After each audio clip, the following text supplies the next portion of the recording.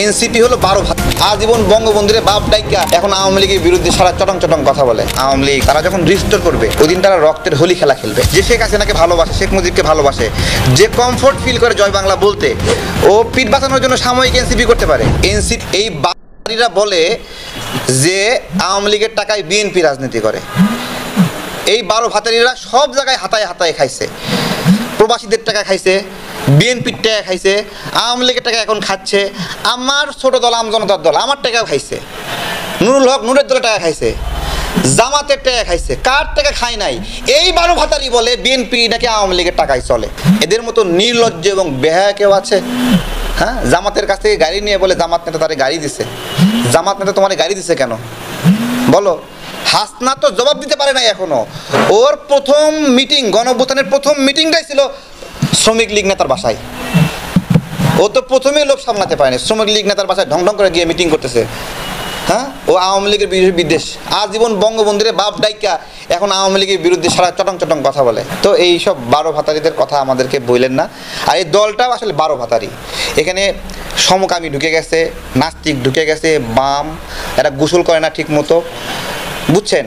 বামদের একটা কথা আছে, এরা যখন নাকি রাগে শীতে তখন 3 দিন নাকি গোসল করে না। তো এরা এই সব অপবিত্র দিয়ে ভরে গেছে হলো এনসিপি। এনসিপি বহুত্ববাদ। হ্যাঁ, ওদের ভাবাদর্শ হলো বহুত্ববাদ। বহুত্ববাদ কি?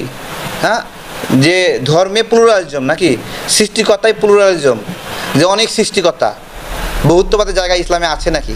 তাহলে এতগুলো মানুষ যে বাংলাদেশে মুসলিম সব চুপ করে থাকবে? ফ্যাসিবাদকে চ্যালেঞ্জ করেছি, মানে ক্ষমতাকে চ্যালেঞ্জ করেছি, তাই না? তো এখন যারা ফ্যাসিবাদ হয়ে উঠছে তারা আমার কি মায়ের পেটে ভাই নাকি যে আমি তাকে চ্যালেঞ্জ করব না, তাই না? আসিফ নিয়োগ জালিয়াতি করতেছে, নিয়োগ বাণিজ্য করতেছে, তো আমার মায়ের পেটের ভাই হলে তোরে ভুল ধরবো আমি? তাহলে ও ফ্যাসিবাদ হয়ে ও আমার সাথে লড়াই করছে দেখে আমি ওর বিরুদ্ধে বলবো না? বিএনপির সাথে একসাথে লড়াই করতেছি, বিএনপি সামনে ক্ষমতায় আসবে, তো আমি রাজনৈতিক একজন কর্মী হিসেবে, অ্যাক্টিভিস্ট হিসেবে বিএনপির ভুল ধরবো না? বিএনপি ভুল করলে বিএনপি নিয়ে এখন কথা কম বলি কেন? বিএনপি নিজেই এখনও মজলুম, এখনও মজলুম। এই আসিফ তার এলাকায় ওসি দিয়ে, পুলিশ সুপার দিয়ে ওখানে বিএনপি নেতাকর্মীদেরকে হ্যারাসমেন্ট করতেছে, হয়রানি করতেছে, এখনও করতেছে। তাহলে এই মানুষগুলোর হয়রানি, মজলুম মানুষগুলোর মজলুম হয়ে থাকা তো শেষই হয়নি। তা আমি এখন মজলুমের পিছনে লাগবো নাকি? আমি কি পাগল হয়েছি নাকি? আমি তো এখন আওয়ামী লীগ নিয়েও বেশি একটা বলি না, কারণ আওয়ামী লীগ মরে গেছে। আওয়ামী লীগ নিয়ে কী বলবো? মরারে লাথি মারে লাভ আছে নাকি? ও নড়বে নাকি? হ্যাঁ, লাথি তো মারমো তাকে যে আমার অধিকারকে কাড়ে নিতেছে, লাথি মারমো তারে যে আমার ভোটাধিকার কাড়ে নিতেছে, লাথি মারমো তাকে যে আমার বন্দর বিদেশকে দিয়ে দিচ্ছে, লাথি মারমো তাকে যে বিদেশি ষড়যন্ত্রে পা দিচ্ছে, যে বিদেশের দালালি করতেছে, আমি ওরে লাথি মারমো। আমি কেন আমার রাজনৈতিক সহকর্মী যে এখনো ক্ষমতায় যায়নি তার পিছিয়ে লাগবো? তার ভুল হতে পারে, ভ্রান্তি হতে পারে, ফোন দিয়ে বলি ভাই আপনাদের ভালো লাগতেছে না, বলি বিএনপি দিয়ে বলি, জামাতকে বলি ভাই এটা ভালো লাগতেছে না, বলে ফোনে ফোনে বলি। কিন্তু তারা তো ক্ষমতার অংশীদার হয়নি এখনো, তারা তো ক্ষমতায় যায়নি। আমি কেন মজলুমদের বিরুদ্ধে লাগবো? আপনার কথা সঠিক যে একে অপরের পিছনে লাগছেন কেন? আমরা তো একে অপরের পিছনে নাই এখানে, আমরা এখনও মজলুম অবস্থায় আছি। আর এই মজলুমদের একটা অংশ ক্ষমতা পাইছে, ক্ষমতা পাইয়ে তারা দৈত্য হয়ে গেছে, দানব হয়ে গেছে। তারা ফেরেস্তা ছিল, তাই তো? এখন ফেরেস্তা, আল্লাহ 2জন ফেরেস্তা পাঠাইছিল। এই 2 ফেরেস্তা পাঠাইছে, বলছে তো, ওরা বলছিল যে আল্লাহ মানুষ খারাপ, আমরা দুনিয়াতে গিয়ে একবারে ভালো হয়ে থাকবো। এখন 2 ফেরেস্তা একজন নারীরে সামনে পায়, 2জন মিলে যুদ্ধ লাগাইতেছে, নারীরে কে নিবে? তো ইউনূস সরকার হলো এই ফেরেস্তার মতো, আইসা নারীরে খাওয়ার জন্য তারা বসে গেছে। এখন আল্লাহ তো 2 ফেরেস্তারা এখনো পাহাড়ের এখানে উল্টা দিক করে ঝুলাই রাখছে। তা ফেরেস্তারা যদি ঝুলাই রাখে তাহলে আমরা ইউনূসে ঝুলাবো না? ভারত, শেখ হাসিনা, এই বিষয়গুলো না, আওয়ামী লীগ এগুলো বাসি হয়ে গেছে, কিছুই না। আওয়ামী লীগের স্বাভাবিক অবস্থায় ফিরতে এই 5 থেকে 6 বছর লাগবে। তাকে নিষিদ্ধ করেন আর কবরের 70 হাত নিচে পুঁতায় রাখেন, সে 5-6 বছরের মধ্যে এখান থেকে আবার জীবিত হবে। অন্য দল জীবিত হতে যত সময় লাগে তার চেয়ে সে দ্রুত জীবিত হবে।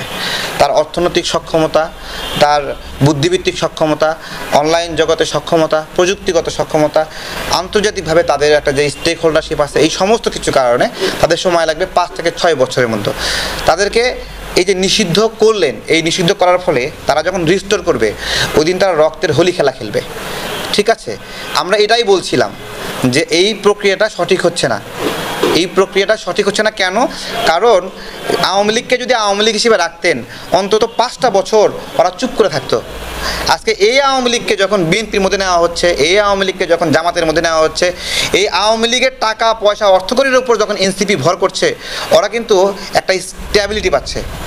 ওরা কিন্তু আওয়ামী লীগ হিসেবে থাকলে এই স্ট্যাবিলিটি পাইতো না। তো যে আওয়ামী লীগ যে শেখ হাসিনাকে ভালোবাসে, শেখ মুজিবকে ভালোবাসে, যে কমফোর্ট ফিল করে জয় বাংলা বলতে, ও পিঠ বাঁচানোর জন্য সাময়িক এনসিপি করতে পারে।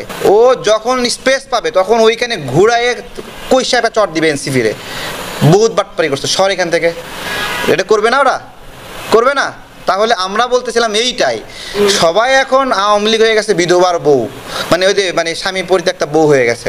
এখন সবাই এই আওয়ামী লীগের সেবা যত্নে লিপ্ত হয়ে গেছে, ঠিক আছে? সবাই সেবা যত্ন করতেছে, কেউ আওয়ামী লীগকে মানে হলো বিভিন্ন। আমরা আসলে এই বিষয়গুলো নিয়ে এখন কি করবেন, এক দল টানতেছে, আরেক দল না টানলে আবার এরা পিছায় পড়ে, তাই না? এখন এনসিপি হর হামেশা আওয়ামী লীগের ভিতরে ঢুকাইতেছে, ঘরে ঢুকাইতেছে, এইদিকে বিএনপি ঘোষণা দিতেছে যে আওয়ামী লীগের ফেরেস্তা যারা আছে তারা সদস্য হতে পারবে।